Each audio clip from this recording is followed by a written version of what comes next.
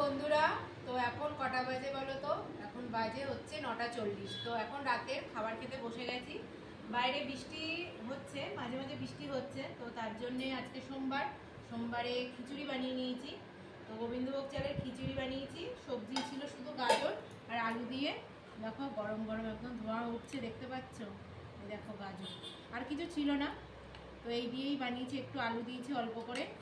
আর খিচুড়ির সঙ্গে নিয়েছি দেখো এই যে পাঁপড় ভাজা, এর সঙ্গে দুটো কাঁচা লঙ্কা আছে দেখতে পাচ্ছ, আর হচ্ছে এই যে আলু ভাজা।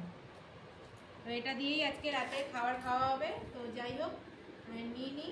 এই যে গরম গরম খিচুড়ি, একদম ধোঁয়া উঠছে, এর মধ্যে ঘি, গরম মশলা, ভাজা মশলা দিয়ে বানিয়েছে, আর মুগ ডাল দিয়ে, কারণ নিরামিষের দিন মুসুর ডাল তো চলে না আমাদের বাঙালিদের, হিন্দুদের।